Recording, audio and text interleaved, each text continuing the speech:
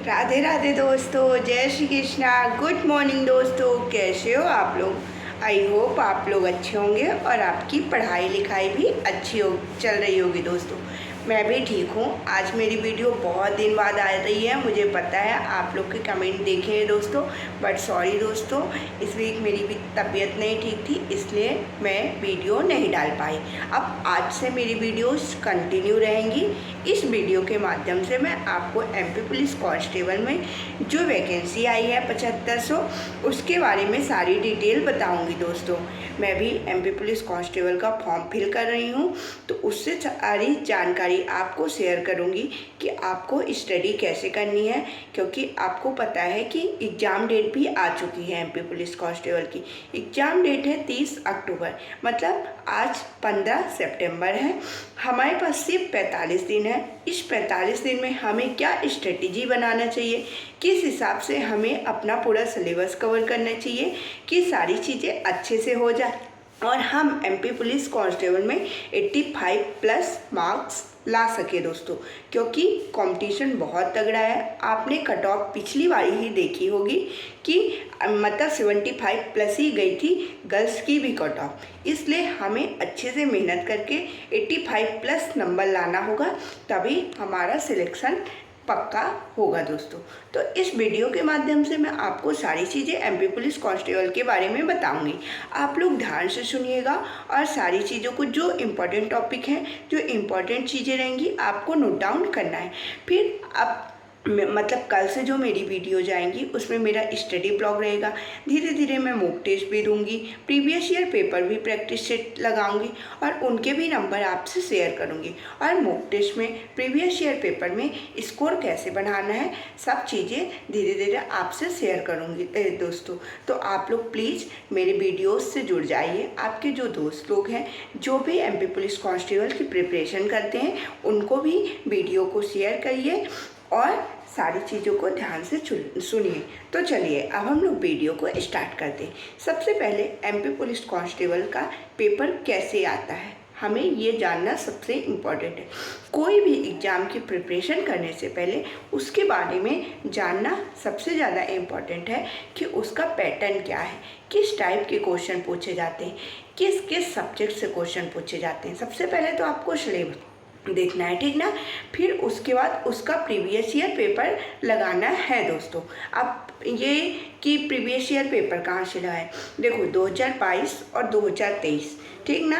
अभी लेटेस्ट जो पेपर हुए, आप लोग टेक्स्ट बुक में जाएंगे, वहाँ से पहले आप 2022 का एक पेपर लगाइए, फिर 2023 का एक पेपर लगाइए। आपको वहाँ से पैटर्न समझ में आएगा कि 2022 में कैसे चीज़ें पूछा था, फिर 2023 में कैसा पैटर्न पूछा है। लगभग सेम ही है पैटर्न जैसे 2022 में था, और 2023 में थोड़ा ईजी ही पैटर्न था 2022 से। तो इस साल 2025 में भी मतलब पैटर्न सेम ही रहेगा, थोड़ा लेवल का डिफरेंस बोल सकते हैं। मैथ रीजनिंग थोड़ा और अच्छे लेवल में आ सकती है, जीके भी दोस्तों। तो हमें अपनी प्रिपरेशन उस हिसाब से करना है, बट हमें वहाँ से देखना है कि क्या कैसे पैटर्न पूछ रहा है और उस हिसाब से हमें अपनी तैयारी को मोड़ देना है दोस्तों। तो अब चलिए मैं आपसे शेयर करती हूँ कि हमें अपनी तैयारी को करना कैसे है, कैसे चीज़ों को कवर करना है। सबसे पहले आपको मैथ और रीजनिंग में ध्यान देना है, क्योंकि math plus reasoning total 65 number के आते हैं और 35 नंबर में कंप्लीट जीके रहती है।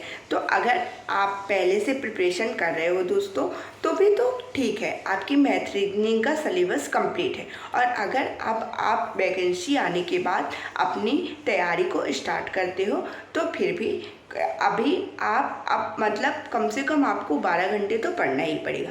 उसमें से 6 से 7 घंटे आपको मैथ रीजनिंग देनी है और 6 घंटे जीके को देना है, तभी आपकी चीज़ें कवर हो पाएंगी। क्योंकि टाइम बहुत कम है, 45 दिन बहुत कम होता है। 45 दिन उनके लिए इनफ है कि जो पहले से अदर एग्ज़ाम की प्रिपरेशन कर रहे हैं, उनका सिलेबस कंप्लीट है, अभी वैकेंसी आई है, उनको टेस्ट लगाना है, प्रैक्टिस करना है, और उस टेस्ट में जो चीज़ें उनसे नहीं बनती है उसको अच्छे से रिवीजन करना है दोस्तों। बट जो अब प्रिपरेशन स्टार्ट करेंगे तो उनके लिए तो टाइम बहुत कम है, और उन्हें मतलब जिन्होंने प्रिपरेशन पहले से स्टार्ट कर दी है उससे 2 गुनी ज़्यादा मेहनत करनी पड़ेगी दोस्तों। तो कोई बात नहीं, हमें मेहनत करनी है क्योंकि ये हमारे लिए बहुत ही सुनहरा मौका है जो 2025 लेके आया है। इसको हमें अपना 100% देना है और अच्छे से मतलब सारी तैयारी अच्छे से करना है और सिलेक्शन भी लेना है दोस्तों। तो ये बातें हो गई। आई होप आपको सारी बातें अच्छे से समझ में आ गई होगी। अब आप लोग कमेंट करोगे जो जो एमपी पुलिस कांस्टेबल में फॉर्म फिल कर रहे हैं, तो अब मैं कल से आपके लिए नई नई वीडियोस लेके आऊँगी कि हमें हिस्ट्री कहाँ से पढ़ना है।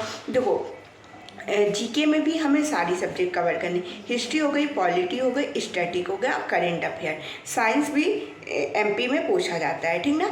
एमपी जीके के भी 2-4 क्वेश्चन रहते हैं, बट मैं अभी आपको ये सजेशन नहीं दूंगी कि आप अभी से एमपी पढ़ना स्टार्ट कर दीजिए। एमपी अब जब लास्ट टाइम रहेगा तब हम लोग वहाँ मतलब मैराथन वगैरह देख लेते हैं, क्योंकि अभी सबसे ज़्यादा आपको मतलब मैथ रीजनिंग में फोकस करना है।